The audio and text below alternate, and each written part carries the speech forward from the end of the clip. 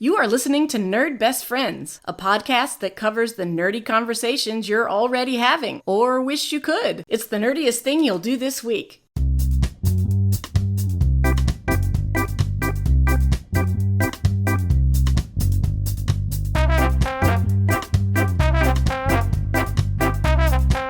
This is Analese. This is Rob. And I'm Dr. Intern Joan. And we are your nerd best friends. It's the end of Season 4. Time to recap all the nerdy fun we had.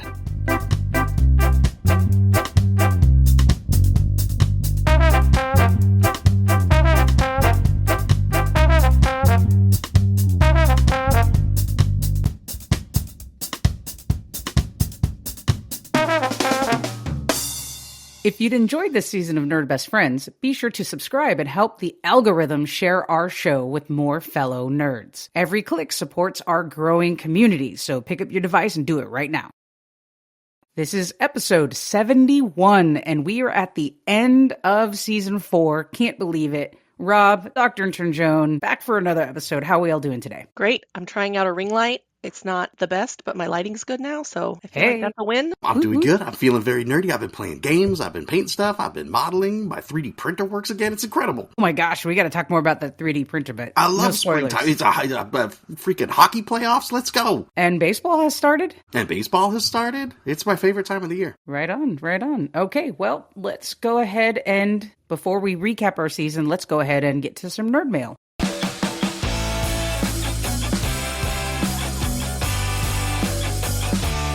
Nerd mail. Rob, I think you have some nerd mail for us today. I had some nerd mail. I just had some follow-up from our Dungeons & Dragons episode that we did a little while ago, and it was actually a follow-up from Andrew, who guested on there, and we had talked about the encounter building and how things were new, and he was a little bit disappointed because the challenge rating mechanic was still there, and we were hoping it was going to go back to something else. But since then, he's played a few more games and designed a few more encounters on there, and found in the monster manual that we had missed that first time around. There's like a beautiful rubric, like crosswalk that goes through challenge rating, XP, here's how you do your monsters. So it actually turned out to be great and much more like we were hoping for, as far as you have 4 players of 4th level, you have this many points to work with, and a challenge rating is worth X amount of points. So it's pretty easy, and like you do the math and you can get it done pretty quickly. So just a little bit of a correction or update on that if you had listened to that and been like, no man, it sounds like it is hard to make those cool monster parties like we were talking about. It's like, no, actually, they simplified it a little bit. And that's with the whole idea that for each monster, there's different types of monsters now. It's not just an orc. You could have like an orc sorcerer or an orc fighter. Exactly. And so what we were hoping for was like a really easy way to say, okay, you want a medium difficulty encounter,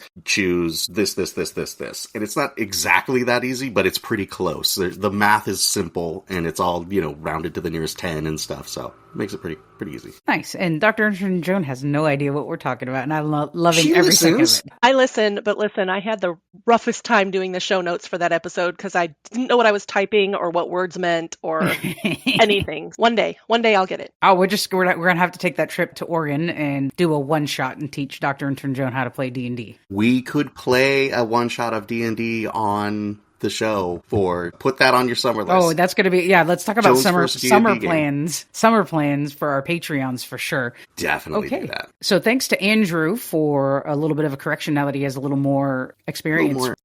With that, let's get to Talk Nerdy to Me.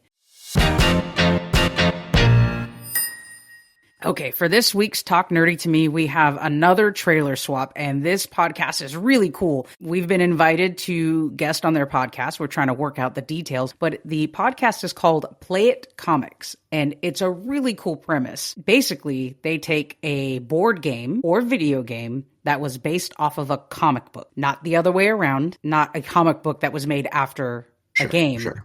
And they play it and talk about the comparison to the comic book or book and its playthrough material. So it's a really cool thing. I'm surprised we haven't done something like that. Maybe that's a good season 5 addition to do something along those lines.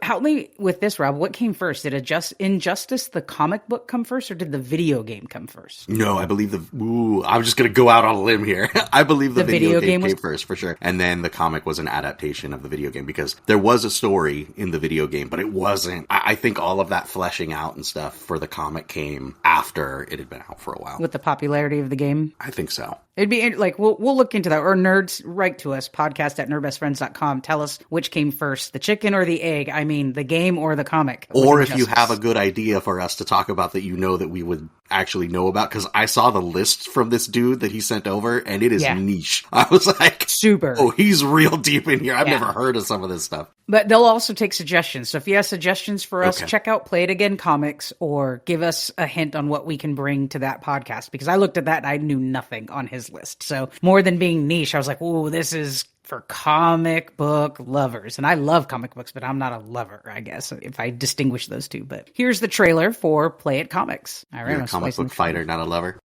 Have you ever been reading through a stack of comics and thought, maybe I should see what that Arkham Asylum game is all about?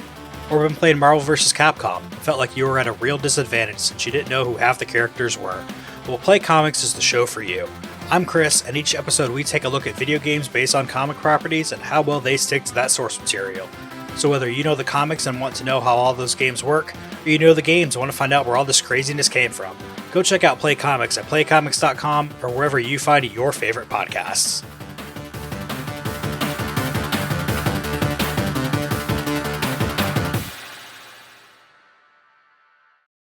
To be clear, the name of that podcast is Play Comics, and that's exactly what they do. Go give them a follow, go give them a listen if you're a nerd about comics and games, which we know you are because you're here, hanging out with your nerd best friends. Send in your deep thoughts, nerd questions, or talk nerdy to me subjects you'd like us to cover by sliding into our DMs or send them to podcast@nerdbestfriends.com. And now we are going to recap season 4. Is this another top 5 list? We decided to go another top 5. I think in previous years we've done like favorite guest, favorite episode, favorite moment. I think we've all agreed off the podcast that our top 5 tend to be really great episodes, and just re-lensing our recap into that keeps you, Rob, from having to choose between your son or another guest as favorite guest. That's right. If I turn, do we have? It doesn't matter. We had a handful of guests this year. Did we? Which we'll get into. This season, number one, it's super quick. I can't believe we're recording already the end of season 4. It's gone super fast this season. And I think some of that is thankfully, and I'm thankful to the amazing contributions of Dr. Intern Joan, who has taken over a handful of the work that me and you were doing, Rob, and that has helped it not be as heavy of a lift this year. So first of all, thank you to Joan. It's been awesome. We say it all the time. The podcast is way better than it's ever been before. If you're liking the changes, if you're liking that we have more outreach and we're bringing you different things from different podcasts and guests and all of that stuff, it is 100% because Intern Joan is here keeping the wheels running. Woo woo. It's pretty awesome. So thank you for that. Joan's going to be so good at running podcasts that eventually we're going to get sick of it and try to unionize. We're going to be all like, we must throw our bodies upon the gears and shut down this podcast machine. No, we either have to start profiting and not quite covering our bills, or she's going to get taken away by someone who could pay her to do that work. Yeah, there you go. And we'll have to drop the word intern and be like, please stay with us, Joan. Please stay with us. Well, I did join Patreon finally. I know that I have not before, so we'll get those bills paid eventually. Absolutely, absolutely. Oh, so you know what? We missed a Patreon, and so I'm going to say to Los805, to my brother Carlos, thank you for joining our Patreon, and hope you've been enjoying our bonus episodes. And our Patreons are going to have awesome, awesome summer things to see and watch and listen and hear. And Los805 brings the good feedback. So that's one of the things before I was an intern. I was like, oh, he's writing in again. This is good stuff. So keep it coming. Always lots of nerd corrections from him, because Rob and I and you are not totally versed with the video game stuff. And dude goes to video game cons like I would go to Buffy cons. So cool. Yeah. Well, so maybe he'll know about the comic based on Robotech the Macross Saga. Maybe he will. He probably knows all about it. We'll have to give him a call. Top 5. So we went with top 5, and we did do our notes 5, 4, 3, 2, 1 with the intention of that you're choosing your best moment, to your favorite part to talk about last. You didn't do that, Joan? Did you do that, Rob? I did. And I bookended mine. I put all kinds of thought into it. Beautiful. I also want to say this season, and we'll get into a little bit depth later, but Threads has been really cool to get into and really start posting. We have our most amount of followers on Threads. We had a ton of guests on our show thanks to the connections on Threads. So find us on Threads at Nerd Best Friends, and let's get into our top 5. Myself and Rob did in order. Dr. Intern Joan did not, so just keep that in mind. A quick tangent. I saw a Kickstarter for some dice. And I'm the same ones I saw. Are they the ones that are like mathematically where they did all the math? 12s and 20s, but or like your D6s might be like a 12-sider, but it's like got 2 2s and 2 1s and 2 No, whatevers. this one took your dice and say like the D20, they made it so if you're holding it and the side facing you, all the sides of the parts facing you will add to 20. And when you turn it, same thing. And when you turn it, same thing. So the 20 and the 1 are not on opposite sides of each other. It's mathematically supposed to be the most honest dice you can ever roll. And then it's made out of like titanium, and they're all super like mathematically balanced and physics and science and all that thing. But it's like $120 for a set of dice. Yeah. Probably not going to do that. It's like super interesting, but I don't know that I am that interested to spring that much on dice. So at least you're first. What's your? You rolled the D6 and I'm first. Number 5 for me is our HellmouthCon episode that kicked off our season 4. 1, it was great to go to HellmouthCon. 2, it was awesome to recount all the cool things that we did in that episode. And 3, we won't get into it. There's just all this drama and whatever that happened with the Buffy podcast. But having Frank on. Yeah. Having I Frank think I won on. a bet. What's that? I think I won a bet. Not really. It's still going. Oh, it is? Yes. Oh, It is still going, but Frank is no longer involved. And again, we won't get into it. It's not our business, but Frank is really awesome. He was really fun to have on the show, and it was cool to geek out with another Buffy nerd. So that was my number 5. Who's going second, Rob? I'll go second. Oh, wait, no, you can't, because Joan didn't get a chance to talk about it. Hellmouth is also on Joan's list. That's why I put that as number 1, which is maybe my true number 1, only because it was my first intro to Nerd Best Friends, my first on assignment. Always loved spending time with Analese. We had great adventures in the airport, getting to the hotel, getting down to Torrance High School, and meeting people from Buffy and being at the high school was just great. So it was a great intro to my intern duties. That is really right. You weren't actually supposed to go. And if you remember that episode, Rob had a snafu with his scheduling. And I was like, Joan, you got to come. You're Dr. Intern Joan now. Come intern and do all these things. And yeah, I mean, I talked about it in the episode, getting to know or getting to meet some of these actors and really just geeking out with them about how much we love Buffy was really cool. I mean, what a big bang to start your internship with our podcast. All right. So, Joan, did you have a different number 5? I did, but I'm going to let Rob start because it is also his number 5. Okay, Rob, what's your number 5? My number 5 was Wonder Woman Historia. And it is number 5. It has to be on my top 5 because it is something that I love to do, which is share great comic books with people and have people actually read them and be like, yeah, I'm glad we read this, Rob. You were right. Like, that's the best feeling in the world. It's part of the reason why we set up this podcast in the first place, is because I love sharing these nerdy things. Wonder Woman Historia especially was a masterpiece. I knew when I read it, I said, oh, this is something special and this is something different. Like, there's been so much care and work and research and love poured into this book. It is definitely deserving of people talking about it and getting a broader scope and things like that. So I really enjoyed sharing it with you, and that's my number 5. Joan, you also had Wonder Woman Historia on your list. I did. Name a book club and I'm in. I love any kind of book. Wonder Woman was my original Linda Carter. She was my favorite superhero from like the very beginning of her, Linda Carter's reign. And again, books, I'm in. I'm ready to do more. It was a fun episode. I really enjoyed that comic book as well. And we successfully had our first book club. And I know we had some listeners that read it and got ready for the episode too. So that was really cool to bring them along. Yeah. Yeah, and there was just, that one had a lot of, because it had a lot of symbolism and it had a lot of deep, like, themes and stuff, it just really lent itself to a great kickoff for book club. And beautiful art. Like, I would take a handful of those pages and hang them up in my nerd room for the artwork. It's so good. Absolutely. All right. Joan, what do you got next? Love a top 5, and I have to keep saying that. It's easy to organize in my brain. I like it's great. Top 5 pop culture vehicles. I love it when you all, I was not on that episode, but I love it when you all bring new knowledge to the podcast and pull things from left field or right field and just order them. And I think it's one of the ones that you got the most feedback on, which I love. Listener engagement. I'm here for it. I'm checking all the nerd mail. I'm checking for the listener feedback. So I love it when people write in and interact with us. And that was one of the ones that really made it happen. That was also my number 4.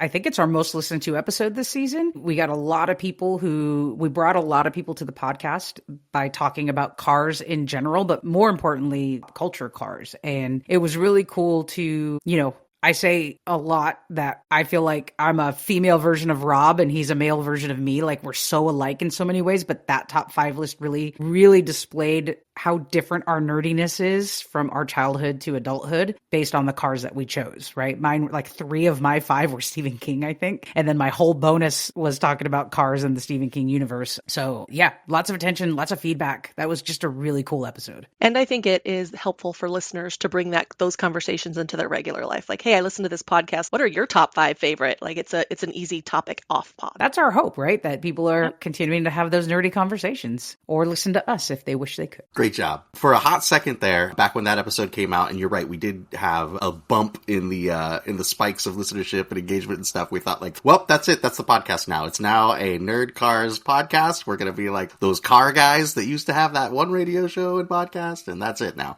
We're at number 4. My number 4 was the Ghostbusters episode. And I love the Ghostbusters episode for mostly selfish reasons. I like Ghostbusters. I like the Ghostbusters episode because Ghostbusters is still one of my favorite movies. I love Ghostbusters. There's also a joke there. We have a young friend in our Dungeons and Dragons group who has never seen Ghostbusters, and it's this like recurring thing that keeps coming up, and like a year will go by and someone will make a Ghostbusters reference and we're like, wait a minute, Michael, have you seen Ghostbusters yet? And he's like, shakes his head, nope.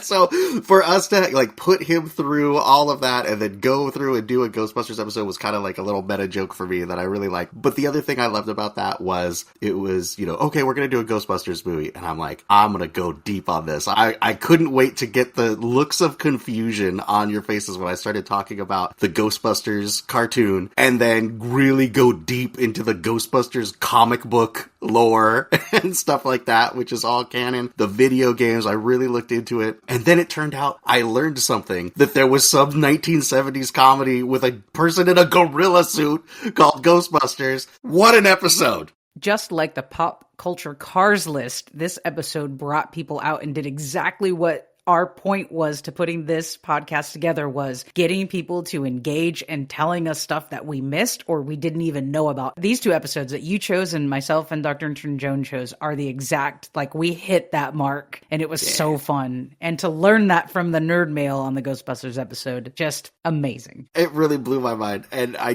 thought it was ridiculous that cartoon had a gorilla, and then to see that it was actually based on something and it's just a person in a gorilla suit. And when I say gorilla suit, it's the one you're thinking of, like the really bad one from Gilligan's Island or whatever. Like it's a gorilla suit. It is so amazing. It is so amazing. And yeah, I'm super thankful for that episode. And it was really fun because I knew the newer films were out, the Paul Rudd films, and I hadn't seen them. So this gave me just a really good excuse to actually go watch those. I say newer, but now they're already like 4 or 5 years old. But yeah, it was really cool. And I'm really glad it's a continuation instead of a retell. I'm glad it's a reboot instead of a remake. Oh, don't even get me started on this with your relaunches and your reboots and your boot launches. It's really a reboot. Reboot. It's rebooted. Like when you restart your Nintendo, it's the same game. But a remake means you went and got a game that looks just like it and it's kind of like it. They remade it versus rebooted it. That's how I think about it. If that helps you any. I'm just calling them launch boots from here on. Launch boots. That's why I'm thankful for Rob loving that episode so much, because it's what made me read the comic book Ghostbusters 101, the crossover of all the movies. The multiverse. The multiverse.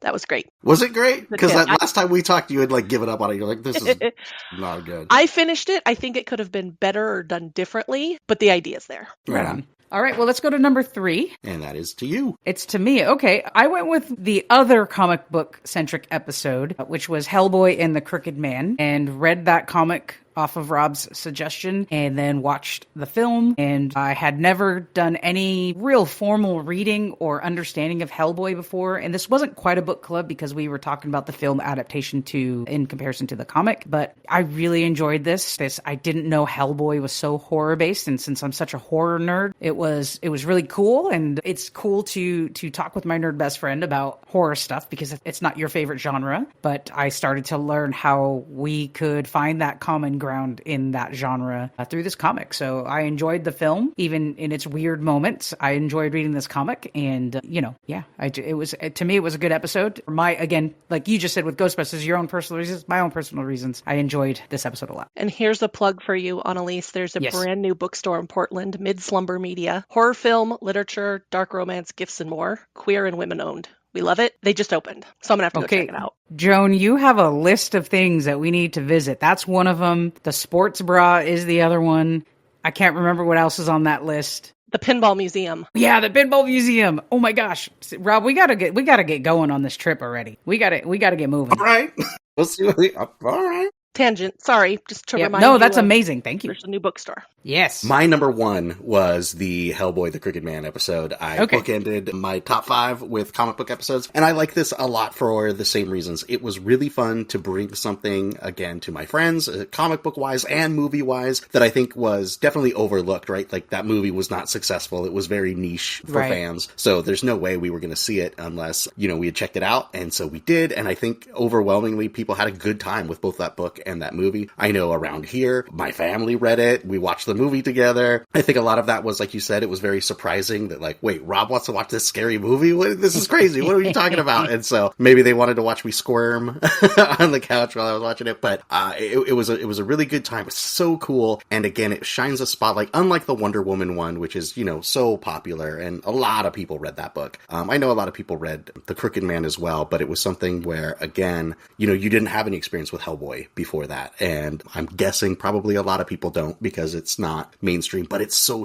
good. So that good feeling I get with sharing things with my friends and them actually liking it, and plus just that community aspect of, like, oh, we all watched the movie at the same time, and then we came back and talked about it, and all that kind of stuff is what I love about being a nerd. And your wife texted me while you were watching this going, I can't believe we're watching this super scary movie right now. Like, surprised a lot of people, which is really cool. Okay, Rob, you're number 3. My number 3 is top 5 villains. I really enjoyed the top 5 villain episode because I had a list a mile long. I just started going and going and going, and I probably had 20 villains on that list. And then to go through and really analyze them and think about, okay, which one of these are just one-dimensional, but, like, the art looks cool? Cross those out. Which ones of them have, like, a cool backstory or something that you could really latch on to? Kind of highlight those and start eliminating and things like that. So when we finally got down to it, that top 5 was really hard to pick. And then we went on and did some more in the bonus episode for our patrons, and there's still another 10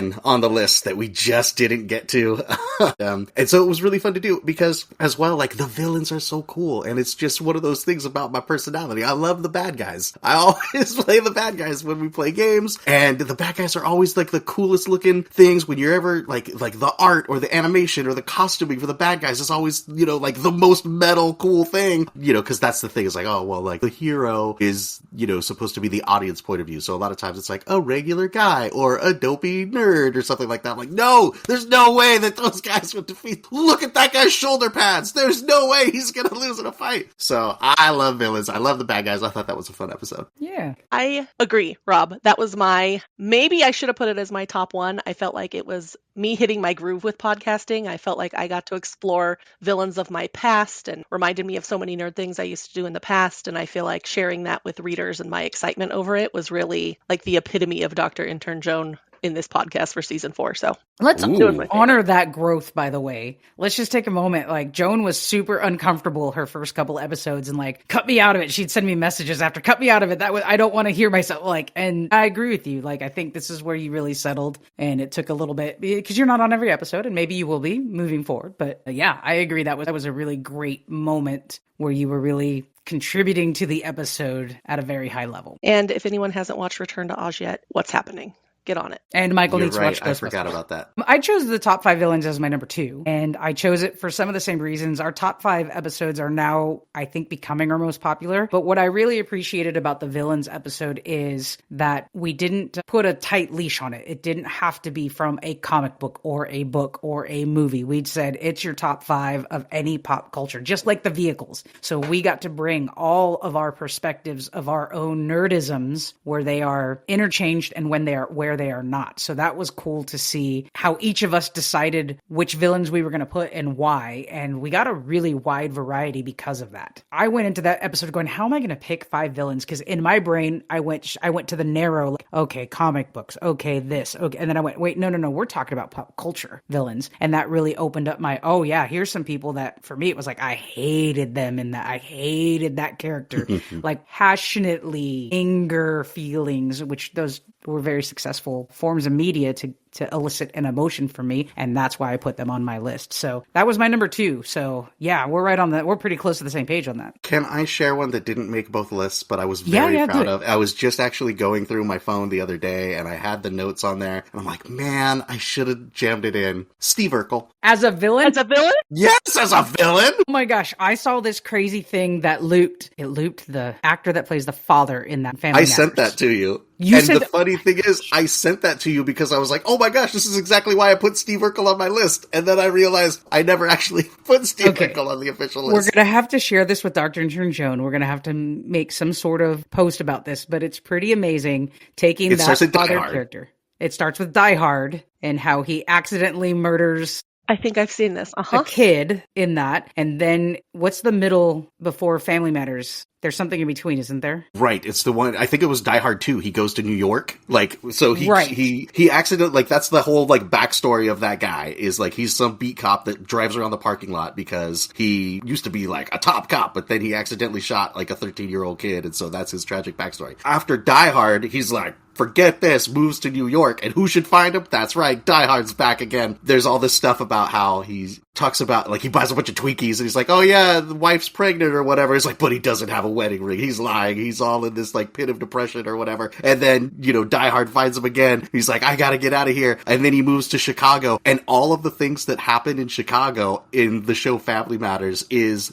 he's basically had a psychotic break, and it's all a hallucination. And Steve Urkel, who comes in as, like, his villain and is always messing stuff up for him and haunting him, basically, is the spirit of the 13-year-old kid that he killed in Die Hard. But it's all in his head. None of it's real. It's really, really good. He makes a Friday family sitcom about a family in his head while he's in a psychiatric ward. I love it. It's like wild. It's like the Buffy episode. It's like Return to Oz. Like there's so many things that have done this. That's so good. And people have too much time on their hands to come up with these theories. I'm just saying, like, it's brilliant and hilarious, but man, who has that kind of time? Who has the kind of time to make Zach Morris's trash? Like, who has the kind of time to retell The Karate Kid with Daniel as the villain? Like, it's beautiful work. It is, and that's where we're too old as Gen Xers to get it. Like, the people who had those ideas, they had those ideas and they're like, this would be funny and creative, and also, like, they're making money from it. Like, yeah, it's not like extra time for them. That's like their gerb. That you're not wrong. I'm that right now because I just finished watching Scandal and Scott Foley's on there, so I thought, is this what he did after he was on Felicity? He just went into the super secret CIA. So I'm like creating these stories of the actors now grown up, like Joshua Jackson's on Dr. Odyssey. I'm like, look, he's not a up from Dawson's Creek anymore. You know, I'm doing it on my own. Wait, isn't that whole show about him being a up? No, I haven't watched any of it. He's a doctor on a cruise ship and he saves people's lives. It's like Grey's Anatomy, but on a boat, basically. Weird. I haven't seen either of those properties, but if it's like a handsome white guy who's kind of a up, and then like later in life you find out he went to some fancy school because his parents had money and became a doctor, and now you're like, pretty much that guy's a doctor now? Yeah, basically, yeah. On Dawson's Creek, he's like the best friend. What is he, the comedic relief clown character who becomes really serious later in the seasons? Yeah. So I'm doing that anyway. Wow. So I appreciate the Die Hard. So Steve Urkel as a villain under the lens of this connection piece that you found. I love interesting take. That interesting take. I thought of it. I don't know why I thought of it, but I had thought of it before I saw that reel. And I had it on the list. I'm like, I can't sell this. It's just for jokes. But then now that I saw that reel, I was like, oh my gosh. Even if you don't take that reel into account, you could make a case for him being the villain for that father character, right? He's right, or the whole family, Like if you look at situation comedies, it's not really meant to be heroes and villains, but they all do have a villain. And Steve Urkel is the villain for that one. And there was the Full House girl that came over with the loud clothes. Kimmy Gibbler. Kimmy Gibbler. Right? Exactly. And then there's always I think A Small Wonder with the nosy neighbor. It was a super famous actress. Well, the nosy neighbor villain is from everywhere. It could be biggest trope ever. It could be, what a trope. Yeah. Who is Stefan Urkel then? Is he the true villain? Ooh. Did you ever What if- get deep enough in Family Matters to know Stefan? Didn't, like, Steve Urkel get hit on the head and then he became cool for an episode? It's like a whole season. Yeah. Really, Stefan really... really pulled that sweater thread, huh? Yeah, he really wanted to get rid of Steve Urkel so he could be cool Urkel the whole time. Yeah, he went to UCLA, so he doesn't know any better. It's his fault. I mean, it's fair. There's an episode of the show Psych where they do a parody on Boys to Men. And so, like, this a cappella group shows up, and Steve, the guy from Steve Urkel, is one of the people in their, like, little 4-man a cappella group with Dule Hill and stuff. And he's just, like, a totally regular, handsome dude just acting a part. And you're like, wait a minute! Is that Steve Urkel? That just happened to me recently, that Sarah is watching White Lotus, and Sure. I'm not really into it. I've kind of sat and watched a little bit of it with her, and I'm watching the first season, or she's watching the first season. I'm kind of sitting there playing a game on my phone, and I look up and I'm like, I recognize that dude. Who is that dude? I know that dude. So I'm like closing my eyes, trying to think about it, and I think about his face, and it's Uncle Rico from Napoleon Dynamite. Plays the dude that marries Stifler's mom in that first season. He goes all the way to the third season, but yeah, I was like, it's Uncle Rico, but he's all super skinny and bald. It's like, it was weird, like old looking. I do love making those connections. I mean, Uncle Rico as a single older man at a resort by himself with a bunch of his buddies, finding a woman to hook up with at that resort. Like, it totally fits. You could do this to a whole lot of things. That's wild. Some millennial or Gen Z, go make an Uncle Rico thread and I'll watch it. My number 2 is... Tangent over. 10 years in the making, the Dungeons & Dragons episode. We had known for a couple seasons when it was announced that the new edition of Dungeons & Dragons was coming out in 2025. And it was going to be this whole... Well, no, they said it was going to come out in 2024, and it was the 50th, anniversary of the game and all this kind of stuff. And then, I don't know what's going on over there at their company, but they totally dropped the ball. And the first book didn't come out until Q4 of 2024. Hey, 50th anniversary. Anyway, you got to wait 6 months before you get the whole thing. But we had talked about that. We were excited about it. We had put it on the episode list during our production meeting back before the season started, and we kept having to move it down and move it down. Not yet. But we finally got there, and it was something that was exciting for me. It was something that took a lot of, research, because it was one of those things where it was fun because those books came out, and I'm like, I'm not really going to drop everything and run a 6th edition game, but because we had the podcast, it was a great excuse to watch a bunch of videos and read through the book and compare it and all this stuff, and we made Notebook LM. What's that called again? You got it. Notebook LM. No, there's only 2 letters. That's what was triggering me. I was just like, Notebook LM. But anyway, we took all the notes and we made the podcast and all that kind of fun stuff. And of course, it was a chance for Andrew to be on the show and for us to talk nerdy. And that's always fun. He, knocked it out of the park, of course, as usual. I think that episode is also what got my wife to finally become a patron. I know. I think it was the bonus episode. I think it was the Captain America bonus episode because she couldn't listen to it. It's because she wanted book recs from me, I thought. Yes, that's that as well. Yes. That's the problem. We're giving away those book recs for free. We got to put those book recs behind the paywall. Thank you, Rob's wife.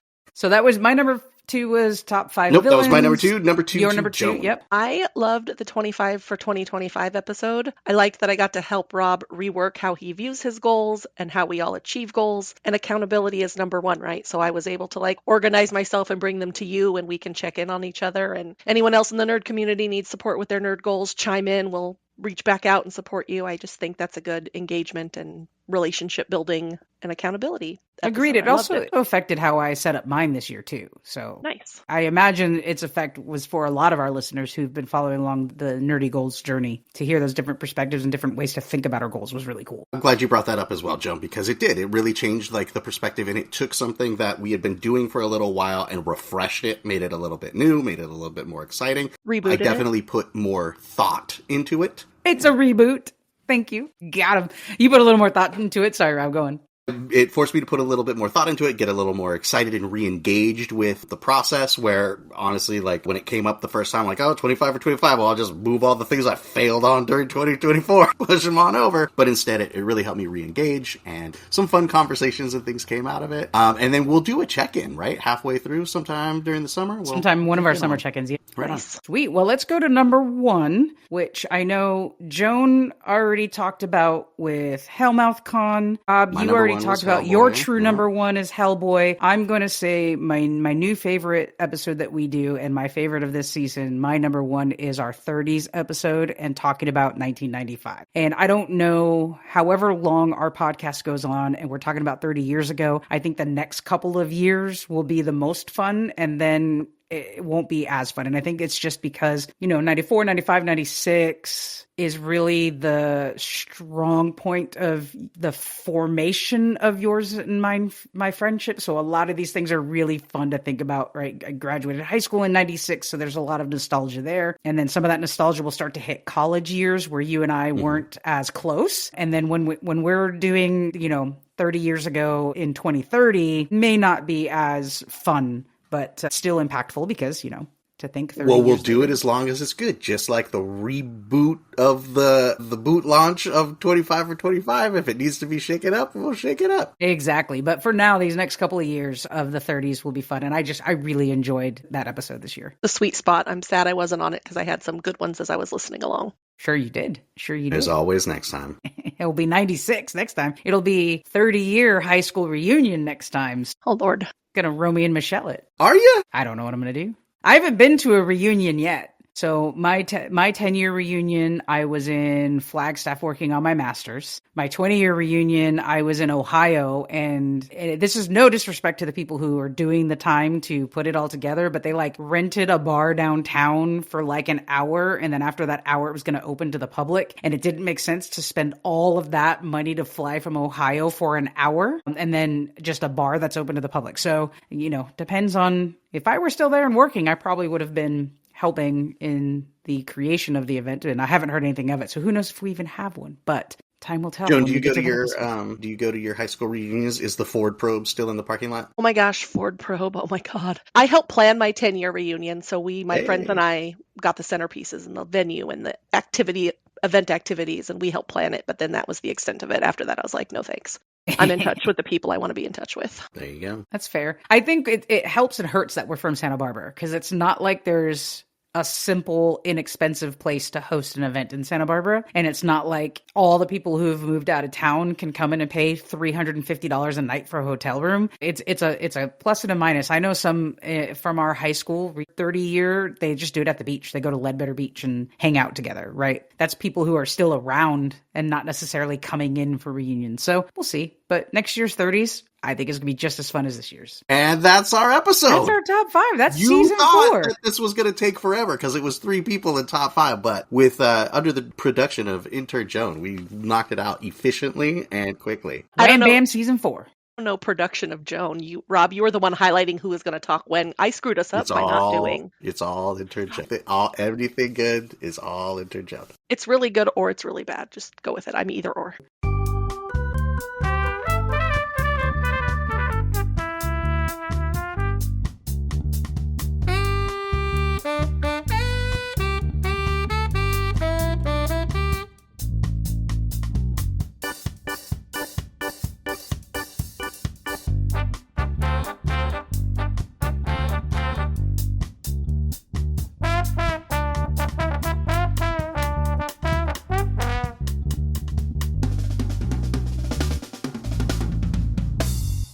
All right, for the final time this season, end of season 4, let's start with you, Dr. Intern Joan. What is the nerdiest thing you did this week? Look, it's spring and I love organizing things. I'm an organizing nerd. I went through all of our closets and reorganized everything. I won't get into the details. That's for future episodes if anyone's interested. But if you need me to come over and organize anything, I'm into it. So I've been systematically going through everything in the house and writing them and refreshing them and relabeling and reorganizing. It's been wonderful. Right on. I would pay for your trip to Santa Barbara to come clean out and reorganize my son's room. Oh my God, I would love it. You need a hazmat suit for that. He is a teenager. It's not that bad. He's a clean and nice young man. He's still a teenager. It's true. I don't know what's in the depths of that closet. Mm-hmm. There could be a dead cat in there. That's a closet that turns the corner and goes deep into this. Yeah. Yikes. All right. Well, that's me. What about you all? But you know what? Organizing is a thing. I love it. I feel I've lived in this place for 2 years now, and I'm still doing that constantly. Right? That's not even the your nerdiest hat thing. rack last My time. hat rack. Yeah. Oh, is that new? So, yeah. Oh, right on. Good They're actually individual little things. So I bought a set of, what is that? 1, 2, 3, 4, 6, of 8 of them. And so those are hats that I don't wear very often, but I do wear them and they're easy to take up and down. And like, That's yeah, cool. so like organizing the nerd room has been a thing and organizing the garage still. So I'm right there with you, Joan. Yeah, it's amazing. Dopamine rush. I bought these cool things that I don't know if I've talked about them before, but they're these little like Velcro and zip up canvas boxes for your sheet sets. And it has a little clear window that you can see what the sheet set is. And so I bought 4 of them. Where'd you get them? I Don't say think Amazon. No, I won't say. I bought them a while ago and they've just been sitting in the box they came in, and I finally oh my gosh, it changes everything in your linen closet when those things are just boxed up, because sheets, even if you fold them very well, they're still kind of all over the place. Everything, the pillowcases in these little boxes. I'll take a picture and show you because I love it. I love how the linen closet looks now. The towels are stacked up neat next to it, and then you have the 4 boxes, and we just pull a box out and take those sheets out and then put the other sheets in the laundry. Like it. Heart eye emoji. Yes. Heart eye it's amazing. emoji. It's amazing. All right. How about you, Rob? What's the nerdiest thing you did this week? Nerdiest thing this week was a triumph experience in this household. We had Maria's first game of one-page rules, which is like the Warhammer simplified. It's the Warhammer version that I like, where it's all nice and easy, one page. Maria has forever been painting miniatures, and she painted up this huge, beautiful force of like sylvan wood elf things and stuff, and she really enjoys that process. But finally, we had some time to bust out the big table and choke it full of terrain and like, okay, today's the day. You're going to play Warhammer. And so I think it went really well, especially for a first time. It went back and forth. There were definitely some of those like Warhammer moments where like if you don't play, you always know kind of what you need to roll to be successful. And there's always these kind of pivot points of the game. Like, all right, well, if this guy goes down, I'm losing this objective and it's going to be real tough. And it's like, okay, well, I just blasted you with 3 thunder hammers. So you got to make 6 saves and you got to roll 5s or 6s on all of them. And she's like, all right, well, boom. And like 8 dice all come up 6s or some ridiculous thing. And it's like, what? And everybody's cheering and it's heroic and stuff. So we had a couple of those moments in the game, which is really satisfying. And I think like great miniatures look awesome on the table as always. And, you know, I felt like she was excited to zoom in and take pictures of her little dudes fighting other little dudes on the table and stuff. So it was really fun. I hope we play again soon. Right on. Well, all right, for Analese, me, how about you? Yeah, for me, I did something that I don't think I've done, at least in the last 2 years, if not longer. I fired up the good old Xbox One and Look at you. played after a million updates, which is Andrew's running joke. That I'm sure every time you can't turn on your game console without 2 hours of updates. And then I had to remember my password for things. Like it took a little bit of time to get there, and that was a little annoying. But my games are pretty old. I have like Madden 20, but man, it was fun to go to rookie mode and remember how to play this because I'm really interested in getting EA Sports finally released NC2A again for the first time in like, I don't know, 15 years or so when they figured out the NIL deal with college athletes. I would really like to get NC2A, 2025, I think is what it is. I don't know if they make it for Xbox One because my console is also pretty old. So the other thing is I read that the new version of, it's not the PlayStation. What's the little one that we have? The Nintendo Switch. The new version of the Switch is going to allow for the purchase, download, and play of Xbox games. Like these two companies are doing a little bit of a merge that you can play Xbox games on your Switch. Yeah, so that might be, instead of buying a new Xbox, it might be in a year or so from now buying the newer version of the Switch. Once it goes through its like opening release and it's all super expensive, I'll just wait like a year after that and get it. But like, yeah, at some point I'll be playing NC2A on my fired up the Xbox and it was fun. I forgot how much I like playing video games. That's great. Nice. I wonder if you can rent Xbox from the library because libraries have a thing rental, like things you don't use that often. I wonder. I know you can like rent DVD players. Well, that's a good idea. I bet they do. Or gosh, I don't even know. Like maybe GameStop does that. I don't think GameStops really exist anymore. Yeah, Rob, sad. What? Really? I thought we saved them with like the stonks, GameStop to the moon. I don't guarantee think so. You there are maybe like there aren't 3 many. GameStops around I think here. there are some open, but I think they are slowly being closed bit by bit by bit. They officially like announced that a while ago. Doesn't mean there aren't still some in some malls and what. Oh, you're right. The one in our town closed. Mm-hmm. Oh, there's one 29 miles away from me though. Still open. Well, that's still a little bit closer than when you go to get your mini of the month at Games Workshop. So make a secondary stop and see. But I would not rent anything from them because they're closing. Well, that'd be great. You might get to keep it. You never know. My second nerdiest thing this week was going once again for the second time in March to try to get the miniature of the month. They were open this time, but they gave them all away. No, Dang. you missed it. Yes, so because I told you, disappointing. I went at the beginning of the month and they were just closed, like, for no reason. Well, I'm sure it's a reason, but, like, it was during regular business hours and they were just closed. And so then we went back again and they're like, oh yeah, it was a popular one. They were gone by the second week. Oh my gosh. No, it's not like, at least this time it wasn't because of the many times, whether it was with you, me, you by yourself, or you, Maria, Andrew, where we planned to go to Games Workshop, that we'd make so many stops along the way that we realized, oh no, Games Workshop's closing in 10 minutes. We'd try to race over there. That has happened many times. That has happened a couple of times. You're absolutely right. Season 4 is wrapped up. We have one more subscriber bonus next week, and then our summer specials will be hitting your favorite podcast app. Check us out on Patreon for exclusive summer fun, and we have some amazing plans for our subscribers and for all nerds everywhere. Remember our call to action, hit that subscribe or follow button on your device and spread the word with those sweet 5-star ratings. Connect with us on social media at NerdBestFriends or send an email to podcast@nerdbestfriends.com. We'll grow our nerdy family and keep the geeky fun going strong. Hey, before we go, I just want to Wake me give up a before you go. If you haven't been awake this whole time, that's a you problem, bro. No, yes. Thank you for the pop culture insert there. Before we wrap up this season, I just wanted to take a second to thank all the amazing guests that we've had on our show and who have helped make our show just, in my opinion, go to the next level. Besides Dr. Intern Joan coming aboard and making us an actual podcast, I want to thank Frank, who has a great podcast out now called The Nightmare Collective, if you are a fan of horror genre and audio dramas. Speaking of audio dramas, we also have Ashley. We had Ashley from Oakbridge on the show, and they're getting ready to release season 2. We had author Rob Murray of the Titan Run trilogy, and the newest book of that series is set to release any day now. Of course, we had trailer swaps with Total Conundrum and Play Comics podcasts, so check them out. We got to guest on the Lore of the Rings podcast with Aaron and on Geeks Freaks, so it's just been a really awesome season for having guests and guesting on other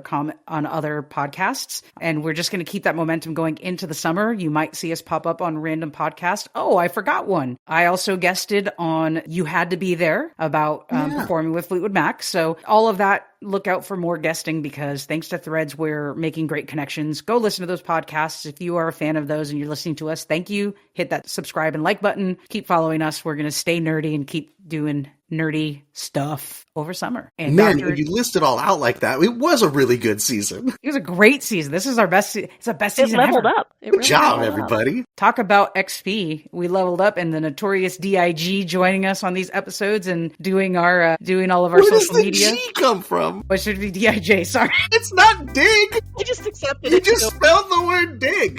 it's Joan with a G because Grover said sometimes G is 'Cause a she's G a gangsta, and a yo. J. Yeah, she's Gangsta Joan, notorious DIG. Mm-hmm. Anyways, yes, yeah, it's been a great The G season. is for Grover. I'm thankful for my nerd best friends, and I'm thankful for our listeners. Find us on Patreon. We'll see you season 5 and over the summer. Thanks, everybody.